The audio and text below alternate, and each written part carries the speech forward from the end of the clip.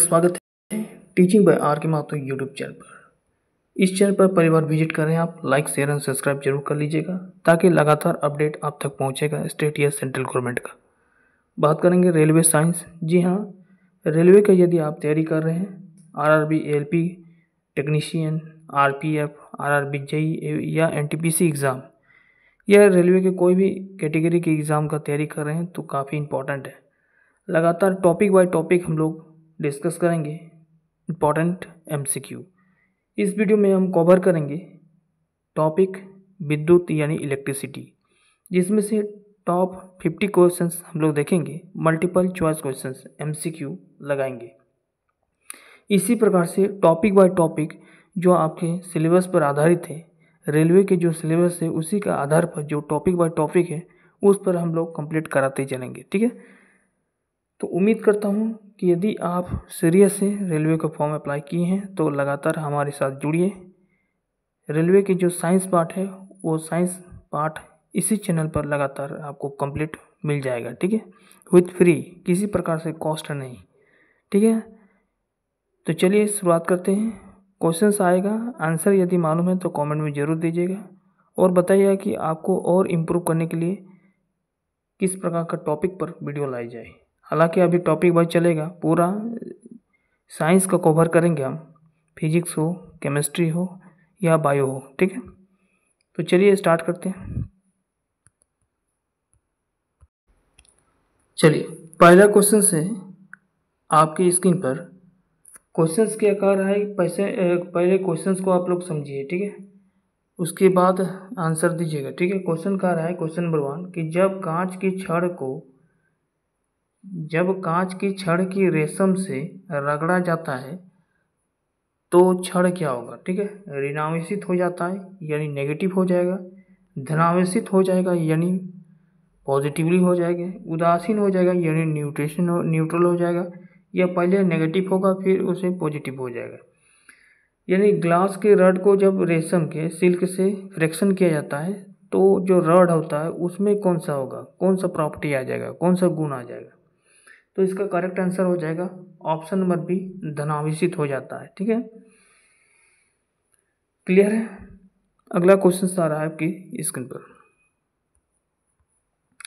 अगला है question number 2 है कि किसी आवेशित चालक का संपूर्ण आवेश उसके क्या होगा डैश। ठीक है, ऑप्शन नंबर 1 है कि आंतरिक पृष्ठ जो होता है उसका इंटरनल जो सरफेस होता है पर ही रहता है या बाहरी पृष्ठ पर रहता है यानी आउटवर्ड सरफेस पर रहता है, या कुछ आंतरिक पृष्ठ पर या कुछ बाहरी पृष्ठ पर रहता है। ठीक है, सम इंटरनल पृष्ठ सरफेस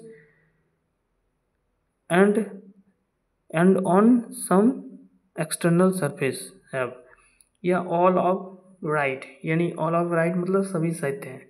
तो आपको बताना है कि किसी भी आवेशित मतलब क्या होता है, कोई भी चार्जेबल कंडक्टर हो तो उसका जो संपूर्ण चार्ज होगा, जो टोटली चार्ज होगा उसके बाहरी पृष्ठ पर रहता है, यानी कहाँ रहेगा, आउटवर्ड सरफेस पर, आउटवर्ड सरफेस पर रहता है। क्लियर है, ऑप्शन नंबर यहाँ पर बी करेक्ट हो जाएगा। इस क्वेश्चन का आंसर जो होगा ऑप्शन नंबर बी करेक्ट हो जाएगा। ठीक है, इसी प्रकार से क्वेश्चंस आपका एग्जाम में पूछेगा, ध्यान रखिएगा।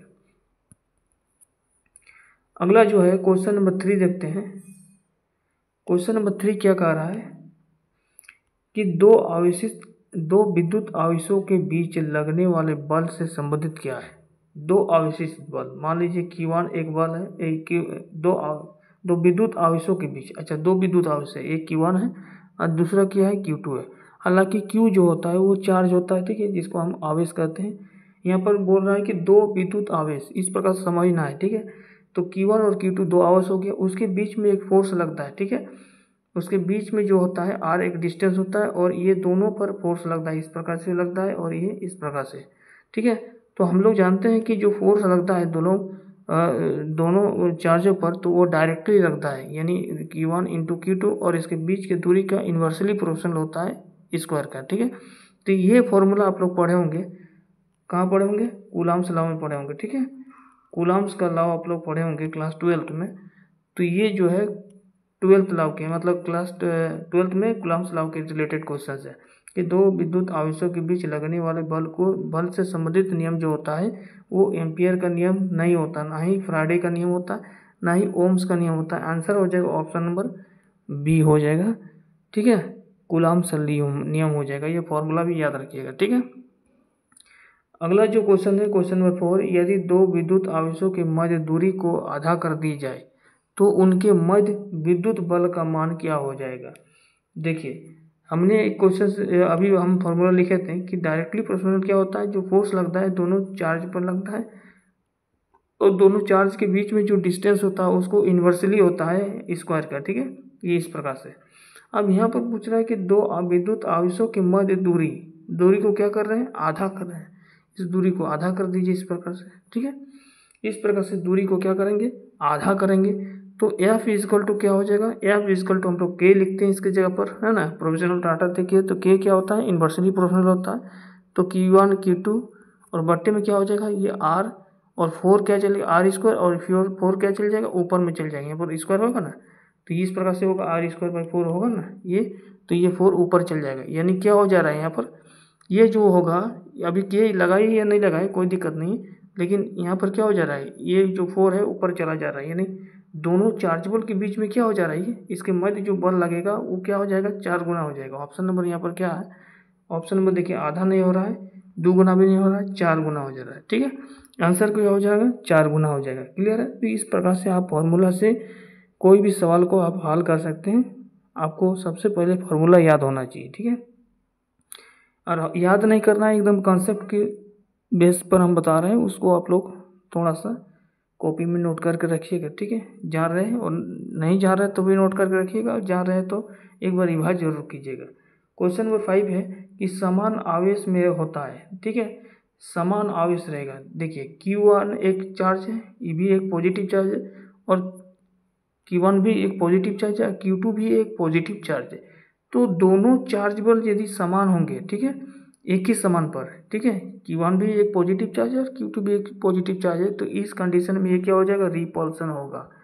ठीक है, रिपल्सन क्या होगा, जब दो समान आवेश हो, चाहे वह पॉजिटिव में हो चाहे वह पॉजिटिव में हो, ठीक है, तो भी वह रिपल्सन होगा, चाहे वह नेगेटिव चार्ज में हो दोनों, तो भी वह रिपल्सन होगा।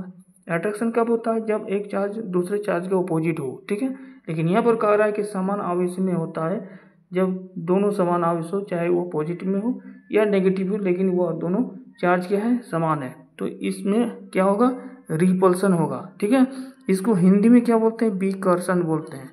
हिंदी में रिपल्सन को क्या बोलते हैं, विकर्षण कहते हैं। ठीक है, अब आंसर देख लेते हैं। ऑप्शन में आकर्षण होगा, नहीं होगा, क्योंकि समान आवेश से आकर्षण होगा ही नहीं। सहसंजिक होगा, ये नहीं होगा। विकर्षण होगा, बिल्कुल ऑप्शन नंबर क्या हो जाएगा, सी करेक्ट हो जाएगा। क्लियर है। देखिए, एक एक चीज़ हम डिस्कस कर रहे हैं ताकि आपको अच्छी तरह से समझ में आ जाए। क्लियर है। देखिए, क्वेश्चन नंबर 6 में है कि जब एबोनाइट के छड़ को बिल्ली के खाल से रगड़ा जाता है तो एबोनाइट के छड़ क्या हो जाता है। अभी हमने क्या देखा था कि रेशम, जब अभी हमने देखा था कि क्वेश्चन में कि जब किसी भी छड़ को, किसी भी कौन से छड़ था, यानी किसी भी कांच की छड़ को रेशम के साथ रगड़ा जाता था तो छड़ में क्या हो जाता था, धनावेशित हो जाता वो छड़। ठीक है, वो छड़ क्या हो जाता था, धनावेशित हो जाता था। तो यहाँ पर क्वेश्चन नंबर 6 में क्या कर रहा है कि जब एबोनाइट के छड़ को बिल्ली से खाल से रगड़ा जाता है तो भी एबोनाइट के छड़ में ही धनावेशित चार्ज ही होगा। ऑप्शन नंबर यहाँ पर बी होगा। यहाँ पर ऐसा क्वेश्चन पूछ देता कि जब एबोनाइट के छड़ को बिल्ली के खाल से रगड़ा जाता है तो बिल्ली के खाल में क्या होगा, तो ऋणावेशित होगा। ठीक है, यानी जिस छड़ से, ठीक है, एबोनाइट के छड़ से बिल्ली के खाल से रगड़ रहे हैं, तो जिसमें आप रगड़ रहे हो उसमें क्या होगा, धनावेशित होगा, बाकी क्या होगा, ऋणावेशित होगा। इसको आप लोग याद रखिएगा। ठीक है, क्वेश्चन से को देगा। ठीक है, चलिए अगला क्वेश्चन नंबर 7 देख लेते हैं। क्वेश्चन नंबर 7 है कि वस्तुओं का आवेशन किसके स्थानांतरण के फलस्वरूप होता है। जो वस्तुओं का आवेश होता है, जैसे चार्ज होता है, मान लीजिए ये फील्ड है, ठीक है, इसको हम बोलेंगे इलेक्ट्रिकल फील्ड। ठीक है, सबसे पहले इलेक्ट्रिकल फील्ड ले लेते हैं। अब इस इलेक्ट्रिकल फील्ड में हम एक चार्ज गुजारे, ठीक है, एक चार्ज हम इसमें पास किए। ठीक है, एक चार्ज पास किए, वो चार्ज जो है, चाहे वह ई हो, इलेक्ट्रॉन्स हो या पॉजिटिव हो, कोई भी हो, ठीक है। तो याद रखिए इलेक्ट्रॉन जो चार्ज होता है वो ये बाकी जो जितने भी पार्टिकुलर चार्ज होता है ये आपस में जितने भी पार्टिकुलर चार्ज होगा, ठीक है, वो क्या होता है, वो एक दूसरे से क्या करता है, हीट में चेंज कर देता है, ठीक है, हीट में चेंज कर देता है, स्थानांतरण होता है। या हीट में जब आप लोग पढ़े होंगे इस प्रकार से कोई एक मेटल है, ठीक है, ये क्या है, ये क्या है, मेटल है, ठीक है, ये मेटल है। इस मेटल में ये एक मेटल है। अब देखिए इस मेटल को जब हम लोग हीट दे रहे हैं, ठीक है, क्या दे रहे हैं, हीट दे रहे हैं। तो इस मेटल को जब हीट दे रहे हैं तो इसके जो छोटे छोटे पार्टिकल्स हैं, एक जगह पर हीट दे रहे हैं तो दूसरा जगह पर ये पार्टिकुलर जो इसका छोटे छोटे कण है, वो कण क्या करता है, एक दूसरे से स्थानांतरण होता है, हीट का स्थानांतरण करता है, ठीक है, चार्ज का स्थानांतरण करता है। तो ये पूरी तरह से क्या हो जाएगा, चार्जेबल हो जाएगा, ठीक है। तो ये किसके थ्रू से होता है, इलेक्ट्रॉन के थ्रू से होता है, ठीक है। किसके थ्रू से होता है पूछा जाएगा तो इलेक्ट्रॉन्स के थ्रू से होता है। ऑप्शन देख लेते हैं, ऑप्शन पहला ही ऑप्शन में है इलेक्ट्रॉन से, आंसर हो जाएगा पॉजिट्रॉन नहीं होगा, प्रोटॉन भी नहीं होगा, न्यूट्रॉन भी नहीं होगा, ठीक है। बाकी का आप लोगों को याद होगा कि इलेक्ट्रॉन की खोज किसने किया था, तो जे थॉमसन ने किया था। इसको भी याद रखिएगा, जे थॉमसन ने किया था, ठीक है। पॉजिट्रॉन के इक्वाम ने किया था, इक्वा ने किया था, ठीक है। प्रोटॉन के क्या, गोल्ड स्टीन ने किया था। और न्यूटन को चेडविक ने, ठीक है, चेडविक ने किया था। सारा चीज आप लोग को याद रखना है, ठीक है। अब देखिए क्वेश्चन नंबर 8 कि आप कार में जा रहे हैं, ठीक है, यदि आसमान से बिजली गिरने वाली हो तो सुरक्षित रहने के लिए आप क्या करेंगे। क्वेश्चन है, लॉजिकल क्वेश्चन भी देता है, ठीक है। आप कार में जा रहे हैं, यदि आसमान से बिजली गिरने वाली हो तो सुरक्षित रहने के लिए आप क्या करेंगे। ऑप्शन देख लेते हैं। कार की खिड़की बंद कर लेंगे, क्या कार की खिड़की बंद कर लेंगे, कार की खिड़कियाँ खोल देंगे तो आपका खतरा हो जाएगा, हटा दीजिए, ऑप्शन ही हटा दीजिए इसको, ठीक है। कार से उतर कर नीचे बैठ जाएंगे, कार से उतरना नहीं है सबसे पहले, ठीक है, कार से ऊपर, कार को ऊपर बैठ जाइएगा, गलती है। इसलिए ऑप्शन नंबर क्या हो जाएगा कि खिड़की जितनी भी हो, ठीक है, दरवाजे जो शीशे लगे होते हैं साइड साइड में कार के, वो आपको बंद कर लेना है और चुपचाप मारे बैठ जाना है, ठीक है। इसमें क्या होगा कि आप किसी प्रकार की हानिकारक आपका कुछ नहीं पहुंचेगा, ना ही आपका कार को पहुंचेगा, ना ही आपका पहुंचेगा, ठीक है। आंसर हो जाएगा ऑप्शन नंबर ए करेक्ट हो जाएगा। क्लियर है। अब देखिए अगला क्वेश्चन क्या है, क्वेश्चन नंबर 9 में कि दो स्थिर आवेशों के बीच लगने वाले उसकी मात्रा के गुणनफल के अनुक्रमपाती तथा उसके बीच की दूरी के व्युत्पन्नपाती होते हैं, दूरी के वर्ग की व्युत्पन्नपाती होती है। अभी हम बात किए कि जो दो आवेशों के बीच लगने वाला बल, दो आवेशों के बीच लग रहा है, Q1 Q2 बल लग रहा है, गुणनफल के अनुक्रमपाती यानी अनुक्रमपाती में क्या होता है, डायरेक्टली प्रोपोर्शनल तथा उनके बीच की दूरी क्या होता है, दोनों आवेशों के बीच में R था, दूरी के वर्ग कर दिए, व्युत्पन्नपाती है, फोर्स का व्युत्पन्नपाती है ना, यानी फोर्स बढ़ रहा है, यानी फोर्स बढ़ रहा है तो उसका जो, यदि फोर्स बढ़ रहा है तो उसका जो डिस्टेंस होगा तो वो कम होगा, यदि फोर्स घट रहा है तो उसका डिस्टेंस बढ़ेगा, ठीक है। याद रखिएगा दोनों आवेशों के बीच में यदि फोर्स लग रहा है, दोनों आवेशों के बीच में यदि फोर्स लग रहा है और उसके बीच की दूरी के वर्ग का व्युत्पन्नपाती पूछा जाए तो फोर्स जो होगा वो इन्वर्सली प्रोपोर्शनल होगा दोनों आवेशों के बीच के डिस्टेंस का, यानी फोर्स बढ़ेगा, बल बढ़ेगा तो उसके दो आवेशों के बीच के जो दूरी है वो घटेगा। ये यदि वो घटेगा, फोर्स घटेगा यानी बल घटेगा तो दोनों आवेशों के बीच में जो लगने वाला दूरी है वो आपका बढ़ेगा, ठीक है। इसको आप लोग याद रखिएगा, ये फॉर्मूला, ठीक है, डायग्राम थ्रू से याद रखिएगा, क्वेश्चन पूछेगा, लॉजिकल क्वेश्चन देता है, ठीक है। अब आंसर देख, ऑप्शन देख लेते हैं क्या है। ये जो फॉर्मूला था ओम्स का नियम का नहीं था, किरचॉफ का नियम का नहीं था, कूलॉम्स का नियम था, बिल्कुल ठीक है। ऑप्शन नंबर यहाँ पर क्या हो जाएगा, सी करेक्ट आंसर हो जाएगा, कूलॉम्स का नियम। कूलॉम्स का नियम ही तो यही कहता है कि दो स्थिर आवेशों के बीच जो लगने वाला बल होता है उनकी मात्रा के गुणनफल का अनुपाती होता है तथा उनके बीच की दूरी के वर्ग का व्युत्पन्नपाती होता है, ठीक है, इन्वर्सली प्रोपोर्शनल होगा और एक directly proportional, inversely proportional, directly proportional होगा और उसके बीच के दूरी के वर्ग का व्युत्पत्ति होता है, यानी इन्वर्सली प्रोपोर्शनल होता है उसके डिस्टेंस का। ठीक है, तो इसका आंसर हो जाएगा option number C, question number 9 का कूलम्ब्स का नियम। ठीक है, कूलम्ब्स लॉ। अब देखिए क्वेश्चन नंबर 10 क्या है कि किसी विद्युत परिपथ में इकाई धन आवेश को एक बिंदु से दूसरे बिंदु तक, एक बिंदु है यहाँ पर, दूसरा बिंदु है, किए गए कार्य के मापा जाता है। उन बिंदुओं के बीच को क्या कहते हैं? ठीक है, दो आवेशों है, मान लीजिए Q1 एक आवेश है, धन आवेश है, तो Q1 एक आवेश है और Q2 एक आवेश है। याद रखिएगा दोनों पॉजिटिव चार्ज है। ठीक है, एक दूसरे से तक ले जाते हैं, एक जगह से दूसरी जगह तक ले जाते हैं। ठीक है, किए गए जो कार्य होगा उसे हम मापते हैं। तो इस बिंदु के जो बीच की दूरी होगा, ये डिस्टेंस होगा, वो क्या होते हैं? उसके प्रतिरोध होते हैं। नहीं, इसको हम प्रतिरोध नहीं करते, उसको आप लोग फेज डिफरेंस करते हैं। आंसर हो जाएगा विभवांतर, इसको हम लोग बोलते हैं, ठीक है, फेज डिफरेंस। ठीक है, आंसर हो जाएगा इसको ऑप्शन नंबर बी, विभवांतर बोलते हैं। अगला जो क्वेश्चन है, क्वेश्चन नंबर 11 कि धातुएं विद्युत की सुचालक होती हैं क्योंकि कोई भी मेटल चीज हो, ठीक है, कोई भी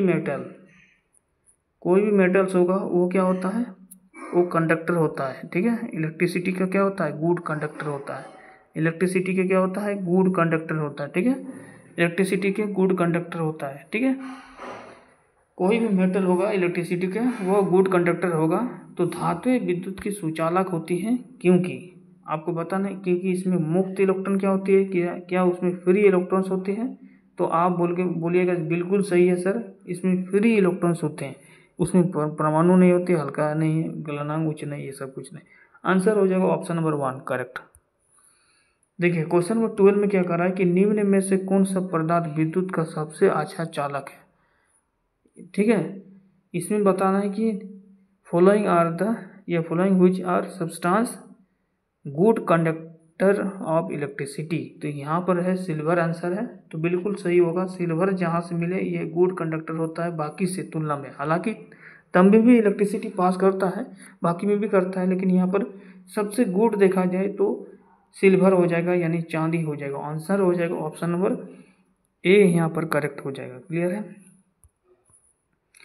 क्वेश्चन नंबर 13 क्या कर रहा है कि अतिचालक का लक्षण क्या होता है? ठीक है, अतिचालक मतलब होता है सुपर कंडक्टर। ठीक है, सुपर कंडक्टर या सुपर कंडक्टिविटी। ठीक है, तो अतिचालक का लक्षण जो होता है वो आपका ऊंच होता है। ठीक है, आंसर हो जाएगा ऑप्शन नंबर ए। बाकी आंसर है क्या है, सेटिस्फाई नहीं कर रहा ऑप्शन। ठीक है, अगला देखिए क्वेश्चन नंबर 14 कि निम्नलिखित में से कौन सा अर्धचालक नहीं है? यहाँ पर पूछ रहा है सेमीकंडक्टर नहीं है। ठीक है, following are not a semiconductor. तो देखिए सेमीकंडक्टर क्या होता है? इंसुलेटर और कंडक्टर के बीच में जो रहता है, स्थिर रहता है, उसको हम बोलते हैं सेमीकंडक्टर। और सेमीकंडक्टर के एग्जाम्पल में यदि देखा जाए तो इसके अंतर्गत आता है जर्मेनियम आता है, सिलिकॉन आता है और सेलेनियम होता है। ठीक है, तो ये जो होगा वो आपका एग्जाम्पल में अंतर्गत आता है, किसका? सेमीकंडक्टर का एग्जाम्पल के अंतर्गत आता है। बाकी यदि ऑप्शन में यदि देखा जाए तो ऑप्शन में यहाँ पर ओसियम लिखा हुआ है, यहाँ पर पूछा रहा है कि नहीं है, तो आंसर क्या हो जाएगा? ऑप्शन नंबर डी करेक्ट हो जाएगा। क्लियर है। अगला देखिए क्वेश्चन नंबर 15 में कि ऐसे पदार्थ जिनमें सामान्य अवस्था में मुक्त इलेक्ट्रॉन्स नहीं होते, जिसमें नॉट आपका फ्री इलेक्ट्रॉन्स की जो संख्या होगी वो नहीं होगा, लेकिन विशेष परिस्थितियों में जैसे उच्च ताप पर हो या अशुद्ध मिलाने पर, अशुद्ध मतलब ठीक है, अशुद्धि मिलाते हैं, एक होता है प्यूरिटी, एक नॉन प्यूरिटी होता है। ठीक है, या हाई टेम्परेचर पर हो या इम्प्यूरिटी मिलाने पर फ्री इलेक्ट्रॉन्स प्राप्त किया जा सकता है। ठीक है, उसे हम क्या कहते हैं? तो बड़ा ही अच्छा सवाल है, इसको हम बोलते हैं अर्धचालक। क्या बोलते हैं इसको? सेमी कंडक्टर कहते हैं। ठीक है, सेमी कंडक्टर कहते हैं।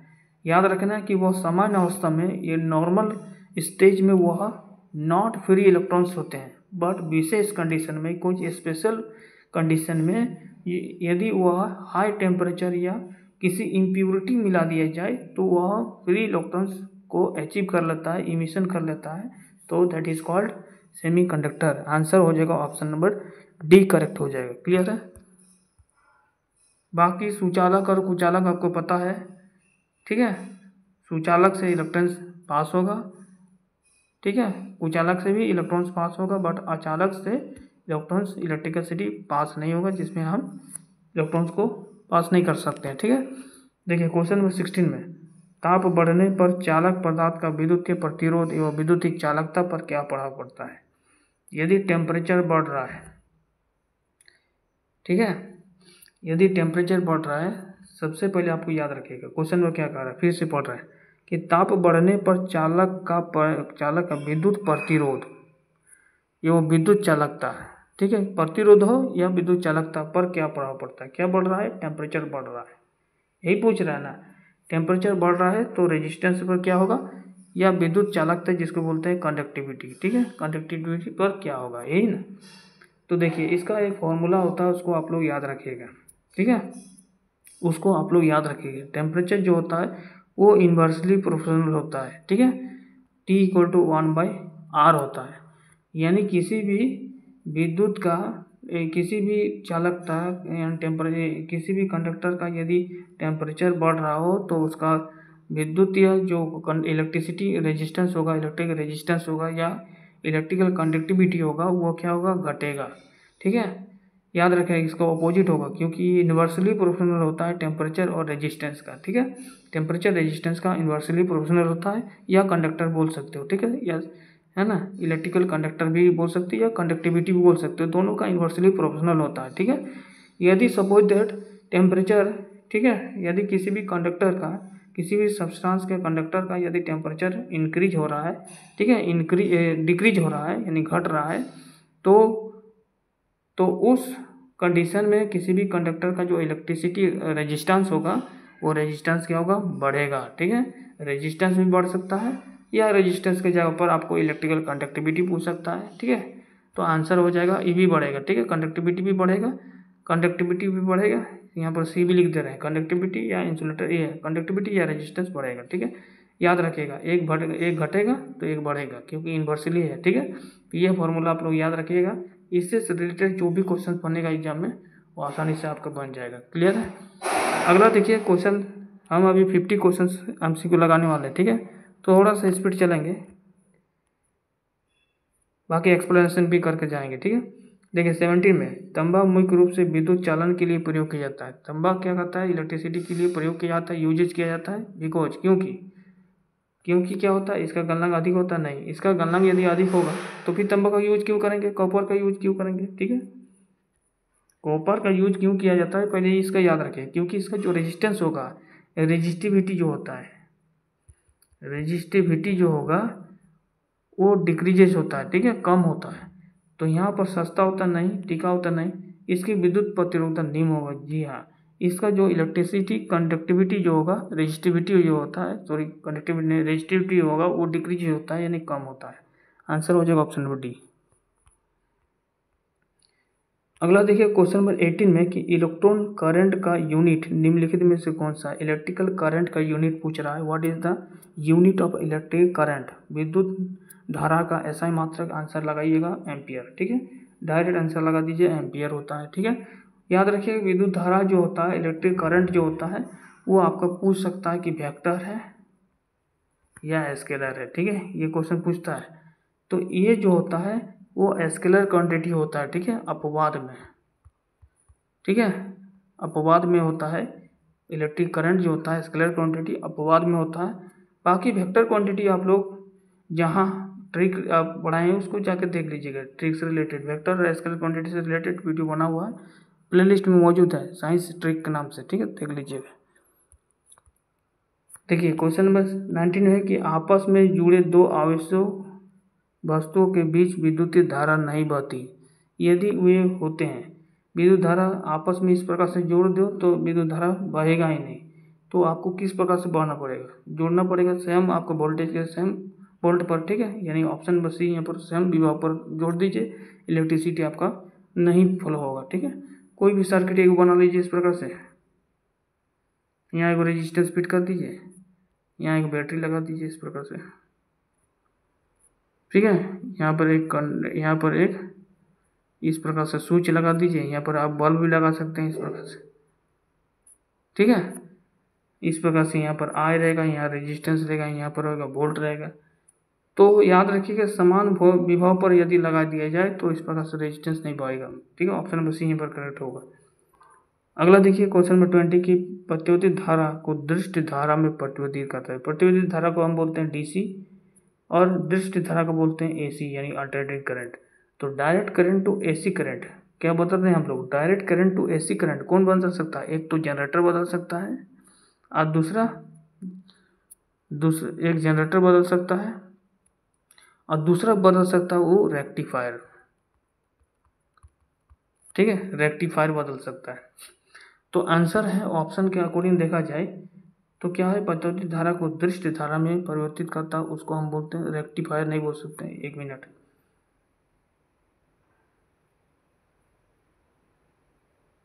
प्रतिरोधी धारा को दृष्ट धारा में DC current to AC current में चेंज कर रहा है उसको हम डायनेमो कहते हैं। ऑप्शन नंबर ए यहाँ पर करेक्ट होगा।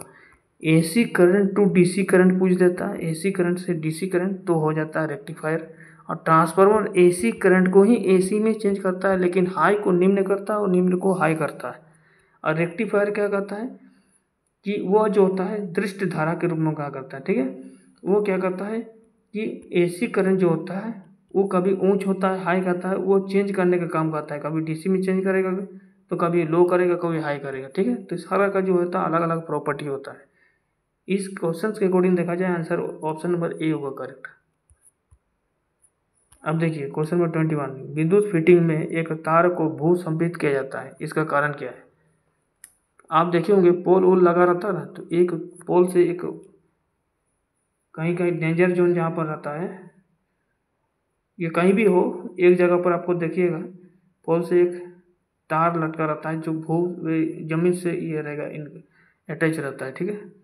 क्यों किया जाता है, क्योंकि जब शॉर्ट सर्किट होगा तो इलेक्ट्रिक जो करंट होगा वो सीधा जमीन पर चला जाएगा, ठीक है।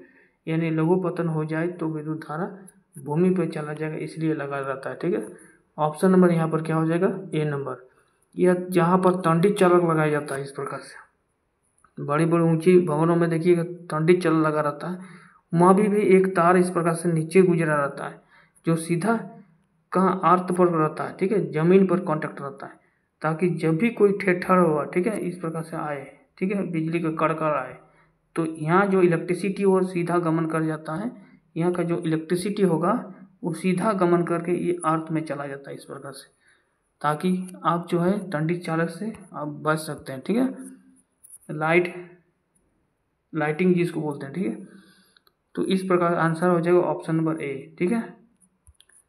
अगला देखिए क्वेश्चन नंबर 22 कि विद्युत उपकरण में अर्थ का उपयोग होता है। विद्युत उपयोग मतलब उपकरण मतलब समझ रहे हैं इंस्ट्रूमेंट, इलेक्ट्रिसिटी के बहुत सारा इंस्ट्रूमेंट होता है, ठीक है, उसमें अर्थ का प्रयोग इसलिए किया जाता है क्योंकि उसे सुरक्षा हो सके, इसलिए ऑप्शन नंबर यहाँ पर सी। तभी तो वो अर्थ पर चला जाता है, अर्थिंग जो होता है जिसको अर्थ बोल सकते हैं, ठीक है। वो तार इसलिए लगाया जाता है ताकि जो है उसमें करंट जो है आपको शॉर्ट सर्किट जब भी होगा तो करंट जो है वह चला जाएगा कहाँ, जमीन पर चला जाएगा, ठीक है। 23 में देखिए कि एक आदर्श वोल्ट मीटर का प्रतिरोध क्या होता है। एक आदर्श वोल्ट मीटर का प्रतिरोध इन्फिनिटी होता है, ठीक है, अनंत जिसको बोलते हैं इन्फिनिटी होता है, अनंत होता है, ठीक है। एक आदर्श वोल्ट मीटर का प्रतिरोध अनंत होता है, याद रखिएगा। अगला है 24 में कि किसी विद्युत परिपथ में एक बिंदु पर मिलने वाले धारा के बीजगणितीय योग क्या होता है, तो आप बोलिएगा सर शून्य होता है। इस प्रकार से सभी जगह पर एक इलेक्ट्रिसिटी एक पास कर रहा है और एक ही जगह पर मीट कर रहा है इस प्रकार से। तो किसी परिपथ में एक बिंदु पर मिलने वाले धाराओं के बीजगणितीय योग क्या होता है, शून्य होता है, option number B. According to Kepler's का किरचॉफ का नियम आप लोग पढ़े होंगे, किरचॉफ का नियम पढ़े ना, तो सेकंड नियम आप लोग पढ़े होंगे, वही इसको कहता है, ठीक है। चलिए 25 देखते हैं। अब 25 में एक न्यूमेरिकल सवाल है, ठीक है, लेकिन घबराइए नहीं, एकदम आसान है। क्या कह रहा है, ध्यान से सुनिए कि एक चालक का प्रतिरोध दिया हुआ है 400 40 ओम, तो आर इक्वल टू लिखिएगा 440 ओम लिखिएगा। ठीक है, यदि इसमें 110 वोल्ट के स्रोत से जोड़ा जाए, वोल्ट मतलब भी दिया हुआ है 110 वोल्ट, ठीक है, तो उसमें कितनी धारा प्रवाहित होगा, उसमें आपको बताना है कितना इलेक्ट्रिक करंट जो होगा पास होगा। ठीक है, लिख सकते हो कि given that the resistance of conductor is 44 ohm and if the connection of source in its 110 volts, find out the flow of electric current। तो करंट आई निकालना है। ठीक है, आई इक्वल टू वाट लिखिएगा।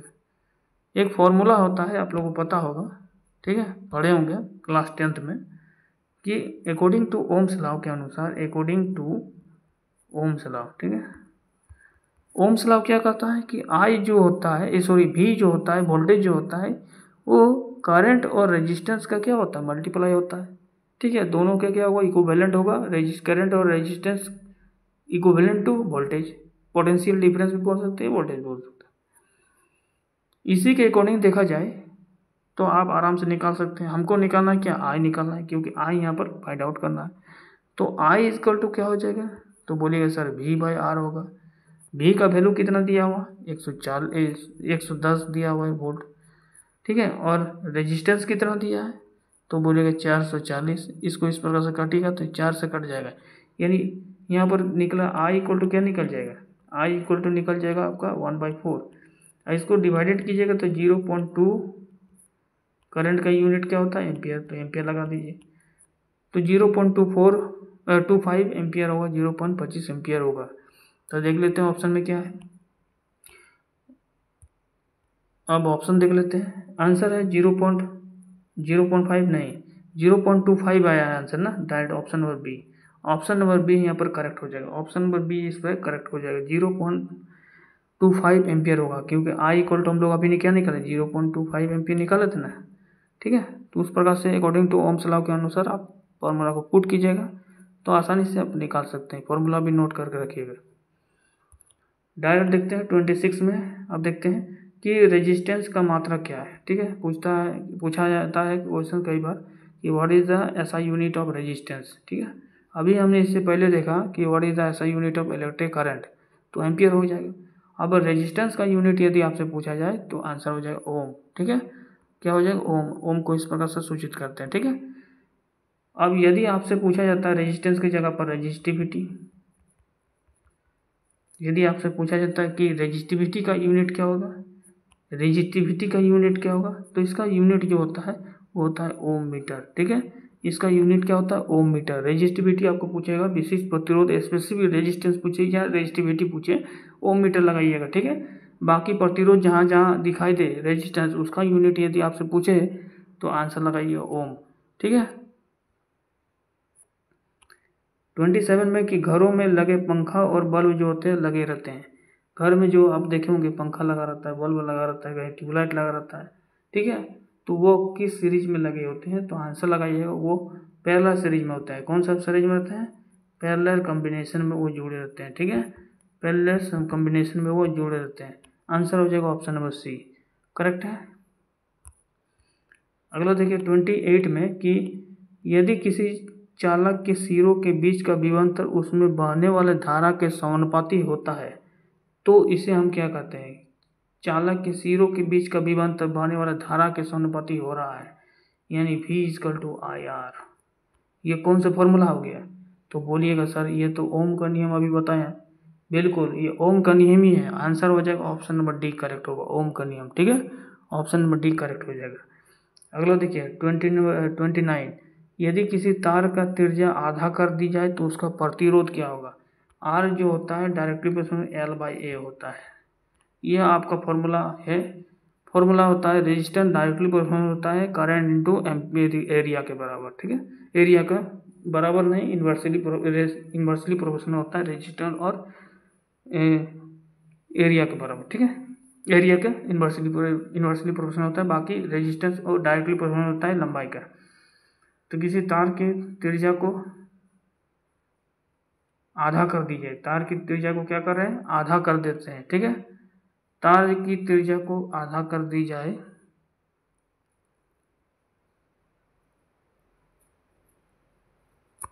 ठीक है, किसी तार की त्रिज्या को आधा कर दीजिए, आधा कर दिए, ठीक है, तो उसका प्रतिरोध क्या हो जाएगा, तो प्रतिरोध क्या हो जाएगा, R directly proportional to L होता है बाय ए लिखिए या नहीं लिखिए कोई दिक्कत नहीं। इसका प्रतिरोध त्रिज्या आधा कर दी जाए, त्रिज्या क्या हो जाएगा, मान लीजिए ये वायर है, ये इस प्रकार से वायर है, 2 पाई और भी रहेगा तो 4 होगा, तो ये भी तो बढ़ेगा, ये भी बढ़ेगा, तो आपका आधा ही रह जाएगा, ठीक है। आंसर क्या हो जाएगा, ऑप्शन नंबर ए, ठीक है। चलिए अगला क्वेश्चन।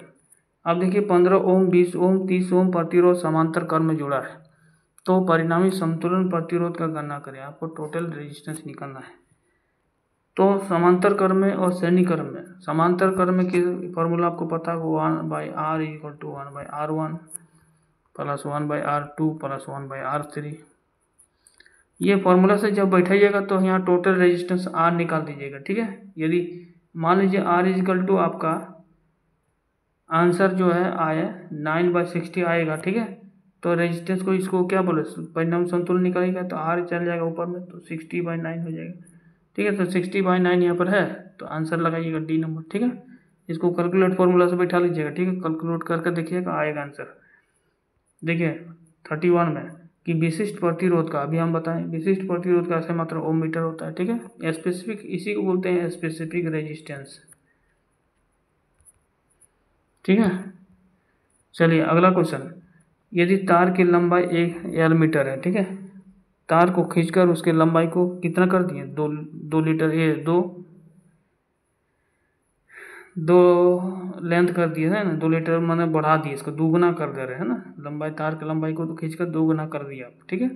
तब तार का प्रतिरोध क्या हो जाएगा, तार का प्रतिरोध क्या होगा, पहले से दोगुना ही होगा, ठीक है। फॉर्मूला से अकॉर्डिंग यदि जाइएगा तो सेम वही होगा, ठीक है। अगला 33 आंसर देख लेते हैं 33 का, कि एक सामान्य शुष्क सेल में विद्युत अपघटन क्या होता है, तो आंसर लगाएगा अमोनियम क्लोराइड हो जाएगा, ऑप्शन नंबर सी यहाँ पर करेक्ट होगा। 33 हो गया, 34, एक मिनट, 34 यहाँ है, ठीक है।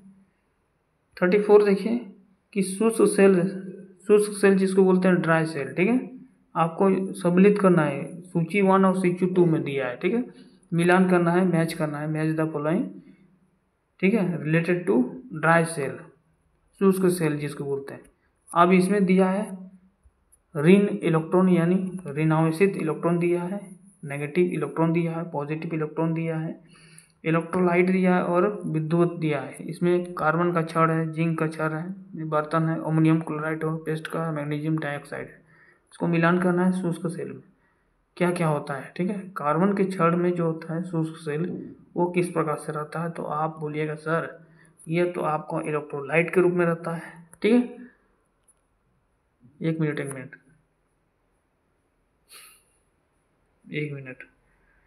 इलेक्ट्रोलाइट ने विद्युत के रूप में रहेगा ना,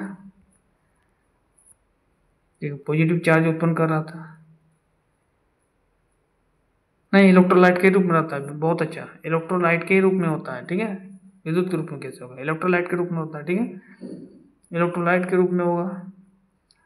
ऋण आवेश जो होगा, ऋण आवेशित जो इलेक्ट्रॉन होगा वो आपका जिंक बर्तन में होगा, ठीक है, जिंक बर्तन में होगा। ABCD का अनुसार देखिएगा ऊपर में, तो इस प्रकार से मिलान कीजिएगा, ये हो जाएगा, इलेक्ट्रॉन होगा कार्बन के छड़, ऋणावेशित इलेक्ट्रॉन होगा जिंक का बर्तन, ठीक है। उसके बाद धनावेशित इलेक्ट्रॉन जो होगा, पॉजिटिव जो इलेक्ट्रोड होगा, पॉजिटिव इलेक्ट्रोड किस में होगा, फिर से मिलाते हैं, थोड़ा सा गड़बड़ हो गया, ठीक है। देखिए ऋणावेशित इलेक्ट्रॉन जो होगा वो आपका होगा जिंक का बर्तन, धनावेशित जो इलेक्ट्रॉन होगा, अच्छा धनावेशित इलेक्ट्रॉन होगा कार्बन के छड़ में, कार्बन के छड़ को जब रगड़ा जाता था बिजली के खाल से, सिल्क के छड़, सिल्क पर, तो वह छड़ क्या हो जाता था, धनावेशित हो जाता था, ठीक है। या एबोनाइट के छड़ को रगड़ा जाता था तो एबोनाइट के छड़ में धनावेशित इलेक्ट्रॉन होता था, ठीक है, ये करेक्ट है, अभी हम बात किए थे, ठीक है। इलेक्ट्रोलाइट नहीं होगा, सॉरी, ठीक है, आंसर हो जाएगा इस प्रकार से, ठीक है। अब मिलाइए इसको, इलेक्ट्रोलाइट जो होगा वो इलेक्ट्रोलाइट होगा मैंगनीज ऑक्साइड होता है, ठीक है। और जो ध्रुवक होता है, ठीक है, वो अमोनाइट क्लोराइड का पेस्ट होता है, अमोनाइट क्लोराइड है। तो ए का यहाँ पर क्या हो जाएगा, 2 हो जाएगा, ए का 2 यहाँ पर है, ए का 2 यहाँ पर है, धनावशित इलेक्ट्रॉन कार्बन के चार बी यहाँ पर, ठीक है। Electrolyte manganese 3 electrolyte manganese, electrolyte ammonium chloride और ये होगा इस प्रकार से, ठीक है। ऑप्शन नंबर सी यहाँ पर करेक्ट होगा, ठीक है। अगला देखिए 35 में, एक कार के बैटरी में प्रयुक्त विद्युत अपघटन क्या होता है, तो हो जाएगा ये सल्फ्यूरिक अम्ल, जिसको हम बोलते हैं H2SO4, ठीक है। अब देखिए शुष्क सेल क्या होता है, तो शुष्क सेल एक प्राथमिक सेल होता है जिसको हम बोलते हैं प्राइमरी सेल। क्वेश्चन पूछेगा कभी शुष्क सेल क्या है, ड्राई सेल। ड्राई सेल क्या है, dry cell is a primary cell, ठीक है। Dry cell is a primary cell. देखिए 37 में कि लोहे के ऊपर जिंक के परत चढ़ाने को क्या कहा जाता है, उसको गैल्वेनाइजेशन कहते हैं। ऑप्शन नंबर ए यहाँ पर करेक्ट, ठीक है। अगला देखिए 38 में कि विद्युत अपघटन की क्रिया में किसी इलेक्ट्रॉन पर मुक्त हुए पदार्थों की मात्रा संपूर्ण प्रवाहित आवेश के अनुक्रमपाती होता है। यह नियम क्या कहता है, यह नियम कहते हैं फैराडे का नियम से प्रथम नियम कहता है। ऑप्शन नंबर ए बिल्कुल सही। अगला देखिए 39 में यदि किसी चालक की भौतिक अवस्था जैसे हो गया टेम्परेचर, यदि आदि में कोई परिवर्तन ना हो तो चालक के सिरे पर लगाने वाला जो विभवांतर होगा उसमें प्रवाहित धारा के अनुक्रमपाती होता है, यानी इन्वर्सली प्रोपोर्शनल होगा। इस नियम को हम क्या कहते हैं, ओम का नियम कहते हैं, जिसको हम बोलते हैं I/VR, ठीक है। आंसर क्या हो जाएगा, ऑप्शन नंबर बी करेक्ट हो जाएगा। क्लियर है। अब देखिए क्वेश्चन नंबर 14 में कि फैराडे का नियम किससे संबंधित है, तो आंसर लगाइएगा आप विद्युत अपघटन के सिद्धांत पर। अगला जो है एक फ्यूज तार का उपयोग, एक फ्यूज तार का जो उपयोग होगा वो अत्यधिक धारा प्रवाहित के समय विद्युत परिपथ को जोड़ने के लिए किया जाता है। ऑप्शन नंबर बी सही होगा। अब देखिए 42 में कि घरेलू जो होता है, ठीक है, घरेलू विद्युत उपकरण में प्रयुक्त जो है सुरक्षा फ्यूज तार होगा उस धातु से बनी होती है जिसका निम्न गलनांक हो, ठीक है। गलनांक निम्न होना चाहिए, ठीक है। बाकी अभी एक से आ गया MCB, ठीक है, ऑटोमेटिक वो स्विच ऑफ हो जाएगा, शट डाउन हो जाता है, शॉर्ट सर्किट से वो बच सकते हैं डायरेक्ट, ठीक है। उसमें क्या होता है फ्यूज उड़ जाता था, फ्यूज लगाना पड़ता था, लेकिन अभी थोड़ा सा मॉडलाइट हो गया धीरे धीरे, ठीक है। उसका यूज है सब बहुत कम हो गया फ्यूज तार वाला का। देखिए 43 में कि विद्युत फ्यूज में इस्तेमाल किए जाने वाले जो पदार्थ होगा वो टीन होता है और शीशा होता है, वो एक मिश्र धातु होता है। इस मिश्र धातु को क्या कहते हैं, या इसी मिश्र धातु में क्या होता है, टीन और शीशा में मिश्र धातु, हम लोग अभी जाना है कि इसका गलनांक कम होना चाहिए।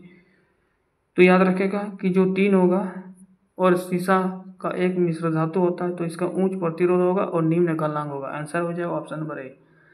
स्पेसिफिक रेजिस्टेंस जो होगा वो हाई होना चाहिए, ठीक है, रेजिस्टेंस हाई होना चाहिए, और जो इसका मेल्टिंग पॉइंट होगा, इसका जो मेल्टिंग पॉइंट होगा वो आपका निम्न होना चाहिए, ठीक है। अगला देखिए 44 में कि बिजली सप्लाई के मेंस में है ना, मेन के स्विच जो होता है, मेन में स्विच एक सुरक्षा उपकरण के रूप में लगा रहता है। बिजली के फ्यूज के संबंध में कौन सा कथन सही है, तो आंसर क्या हो जाएगा, इसका गलनांक यहाँ पर कम होता है और रेजिस्टेंस स्पेसिफिक रेजिस्टेंस क्या होता है, हाई होता है। मेन स्विच के साथ समांतर नहीं होगा, इस पैरेलल में, ये सीरीज में होगा। मेन स्विच के साथ समांतर में संयोजन नहीं, समांतर से नहीं, सिल्वर नहीं। निम्न गलनांक होगा, प्रतिरोध अति उच्च होगा, अति उच्च नहीं होगा, प्रतिरोध नहीं, स्पेसिफिक रेजिस्टेंस उच्च होगा। आंसर हो जाएगा ऑप्शन नंबर सी।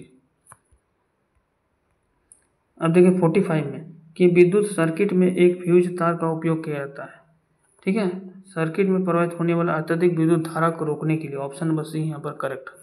अगला देखिए 46 में कि फ्यूज का सिद्धांत क्या है, फ्यूज का जो सिद्धांत है, प्रिंसिपल ऑफ फ्यूज, तो ये क्या है, रासायनिक नहीं है, ऊष्मा है, विद्युत का ऊष्मीय प्रभाव से संबंधित है। आंसर हो जाएगा ऑप्शन नंबर सी, ठीक है। कॉन्सेप्ट जो है प्रिंसिपल आधारित है heating effect of electric current. Fuse का जो प्रिंसिपल होता है heating effect of electric current पर डिपेंड है, ठीक है। देखिए 47 में कि फ्यूज तार किससे बनी होती है, अभी हम बात किए टीन और शीशे से बनी होती है, टीन और शीशा से बनी होती है। और याद रखिएगा इसका जो स्पेसिफिक रेजिस्टेंस होगा, स्पेसिफिक रेजिस्टेंस जो होगा वो हाई होगा, ठीक है, हाई होगा, और मेल्टिंग पॉइंट होगा वो निम्न होगा। मेल्टिंग पॉइंट मतलब जो उसका गलनांक होगा फ्यूज का वो निम्न होगा, बाकी स्पेसिफिक रेजिस्टेंस जो होगा वो हाई होगा। और स्पेसिफिक रेजिस्टेंस का यूनिट अभी हम डिस्कस किया, ये होता है ओम मीटर, ठीक है, इसको भी आप लोग नोट कीजिएगा। अब देखिए 48 में कि एक बिजली के फ्यूज तार में सामान्यतः अनुप्रयोग नहीं एप्लीकेबल के लिए निम्नलिखित में से कौन सा गुण समूह रूप का होना आवश्यक होता है। तो इसका लंबाई कम लंबाई होना चाहिए, निम्न गलनांक होना चाहिए, निम्न अणु का मिश्र धातु होना चाहिए टीन और शीशा का, और ये पतला का तार होना चाहिए। ठीक है, आंसर हो जाएगा ऑप्शन नंबर सी। 49 में देखिए कि बिजली के बल्ब का फिलामेंट किस तत्व से बना होता है। बिजली का बल्ब देखा होगा ना, इलेक्ट्रिसिटी वाला बल्ब, उसका जो फिलामेंट होता है, ठीक है, अभी वाला तो पता ही नहीं चलेगा व्हाइट वाला में, पहले जो आता था 10-12 रुपये लेता था, 8 रुपये लेता था, अभी शायद कुछ बड़ा होगा, 10-15 रुपये लेता होगा। इलेक्ट्रिसिटी बल्ब जो हीट हो जाता है, ठीक है, उसमें देखोगे फिलामेंट लगा रहता है, इस प्रकार से बल्ब रहता है। ठीक है, इस प्रकार से बल्ब रहता है ना, यहाँ पर देखिएगा इस प्रकार से फिलामेंट लगा रहता है। वो फिलामेंट किस चीज़ का बना रहता है, तो आप बोलेगा ये टंगस्टन का बना होता है। ठीक है, याद रखिएगा टंगस्टन का गलनांक कम होगा, ठीक है, और रेजिस्टिविटी उसका भी ज़्यादा होगा। ठीक है, अब देखिए 50 क्वेश्चन, आज का आखिरी सवाल है। ठीक है, बल्ब के तोड़ने पर तेज आवाज़ होती है क्योंकि, अब बल्ब को जब तोड़ोगे ना तो तेज आवाज़ होगा। ठीक है, इलेक्ट्रिसिटी वाला बल्ब जो 10-12 रुपया अभी लेता है, 15 रुपये शायद, उसको आप फेंक दीजिएगा पानी में और उसको तोड़िएगा, ठीक है, ढेला मारिएगा, टूट जाएगा, देखिए आवाज़ करेगा, ठप कर करेगा। इसका मतलब उसके अंदर कुछ तो होगा, तो उसके अंदर कौन सा गैस होगा, तो बल्ब के अंदर निर्वात में वायु तेजी से प्रवेश करती है। बिल्कुल सही है, ऑप्शन के अकॉर्डिंग देख लेते हैं। ठीक है, हालांकि हाइड्रोजन गैस होता है, ध्यान रखिएगा। बल्ब के अंदर विस्फोटक गैस नहीं होगा, बल्ब फिलामेंट वायु नहीं, बल्ब के अंदर गैस का अचानक प्रसार नहीं होगा। आंसर क्या होगा, बल्ब के अंदर जो होता है निर्वात में वायु तेजी से प्रवेश करती है। ठीक है, ऑप्शन नंबर ए सही हो जाएगा। इस प्रकार से हमने देखा 50 MCQ इंपॉर्टेंट, सारा क्वेश्चन इंपॉर्टेंट है। इसका पार्ट जो है सेकंड आएगा जरूर, क्योंकि 2 पार्टों में हम लोग इलेक्ट्रिसिटी को कंप्लीट करेंगे, सारे ऑब्जेक्टिव कंप्लीट हो जाएगा इलेक्ट्रिसिटी का। ठीक है, सेकंड पार्ट आपको जल्दी मिलेगा। इस प्रकार से लगातार आपको मिलते रहेगा सवाल ऑब्जेक्टिव विद इम्पोर्टेंट क्वेश्चंस। ठीक है, टारगेट हुई your examination railway. Thank you.